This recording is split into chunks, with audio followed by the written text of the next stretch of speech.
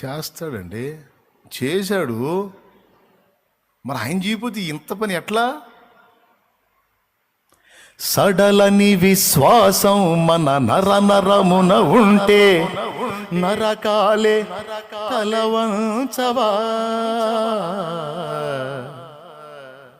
అందరూ పాడండి. సడలని విశ్వాసం మన నరమున ఉంటే నరకాలే తలవంచవా.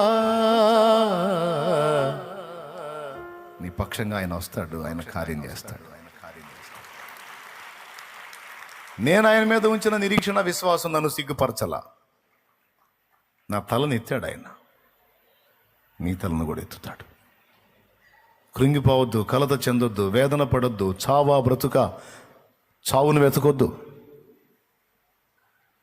నీ నిరీక్షణ నేను సిగ్గుపరచదు. నీ కన్నీళ్ళు ఆయన బుడ్డిలో దాచి ఉంచాడు.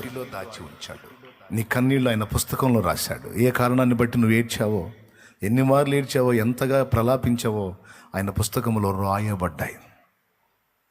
నేను చెప్పానా 56వ కీర్తన 8వ వచనం, నా సంచారములు నీవు లెక్కించి ఉన్నావు, నా కన్నీళ్లు నీ బుడ్డిలో దాచి ఉన్నావు, అవి నీ కవిలలో కనబడును కదా అన్నాడు. కవిల అంటే పుస్తకం.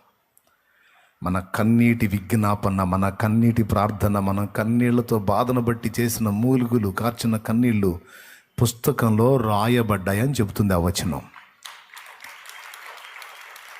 కాబట్టి ప్రార్థన చేసేవాని యొక్క మనోవైఖరిలో మొట్టమొదటి సంగతి సందేహమునకు తావు ఉండరాదు. మనస్సును అలా దిటవు చేసుకోవాలి. నేను అడుగుతున్నా, నా దేవుడు సహాయం పంపించేశాడు, అంతే. ఆమెన్. ఇచ్చినందుకు స్తోత్రం. ఇచ్చావతండి స్తోత్రం. ఇస్తే స్తోత్రం కాదు, ఇచ్చినప్పుడు స్తోత్రం కాదు, ఇచ్చినందుకు స్తోత్రం. అదిగా తిరుగులేని విశ్వాసం. 2-3 మాటలు విజ్ఞాపన చేయటం, ఇచ్చినందుకు స్తోత్రం. స్తోత్రం. ఆ విశ్వాసాన్ని, అలాంటి విశ్వాసాన్ని సాధన చేయాలి మనస్సులో, దాన్ని నింపుకోవాలి. తన మనస్సున సందేహింపక తాను చెప్పినది జరుగునని నమ్మిన ఎడల అది వానికి అలాగున జరుగునన్నాడు. కానీ సైతాన్ గాడు మన పక్కన చేరి జరగదు అని నమ్ము అంటాడు. నువ్వు చేసావు కానీ జరగదు అని నమ్మని వాడి శోధనకు లోనై ప్రార్థన చేస్తాం కానీ అది జరుగునని నమ్మం, అందుకే జరగట్లేదు. వాడిని గద్దించి, నేను అడిగాను, నా దేవుడు ఇచ్చేశాడు, అంతే. ఇప్పుడు చెప్పండి, అటు చూసి చెప్పండి, ఇచ్చాడా లేదా? ఏం కనపడ? కట్నం కనపడుతుంది వాళ్ళకి, నాకేమో మీకు అక్కడ నుంచి చూస్తే చెట్లు కనపడదు కదా. ఇప్పుడు చూడండి, మందిరం చూడండి, దాంట్లో ఇస్తాడా ఇచ్చాడా? ఏమందాం? యాడిచ్చాడు? ఇచ్చాడా? ఎంతమంది నమ్ముతున్నారు? చూస్తారు మరి. ఇస్తాడా ఇవ్వడో? ఇస్తాడా ఇవ్వడో చూసేది ఏందన్నా? ఇచ్చాడన్నా. చెప్పండి, దేవునికి మహిమ కలుగును గాక. హల్లెలూయా. అంతే ఉండాలండి. నేను అంతే. ఒకడికి పిచ్చిలాగా అనిపించవచ్చు, వాడికి పిచ్చిలాగా అనిపించినా పర్వాలా, నా పిచ్చే నాకు ఆనందం, అంతే. నాకు ఈ పిచ్చే ఆనందం. నేను దేవుణ్ణే నమ్ముతా, ఎదవల మాటలు నేను నమ్మను. ఎవరి మాటలు? ఎదవల మాటలు నేను నమ్మను, నేను దేవుడి మాటే నమ్ముతా. అరే నువ్వు అడిగావుగా, నేను ఇస్తానని నమ్ము, నీకు ఇస్తాను అన్నాడు. అది స్వస్థత అయినా, సహాయమైనా, భౌతికమైందైనా, ఆత్మీయమైందైనా, విజయం అడిగా ఇచ్చాను, అంతే. స్తోత్రం. ఇచ్చాను పో. ఏదైనా అంతే ఉండాలి పట్టు.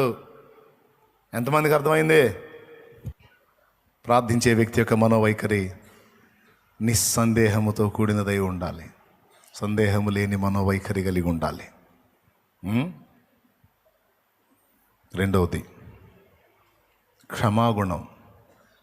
ఇతరుల ఎడల దయ చూపలేని గుణం కాదు, ఇతరుల ఎడల దయ చూపే మనోవైఖరి కలిగి ఉండాలి. క్షమ నిండిన మనోవైఖరి.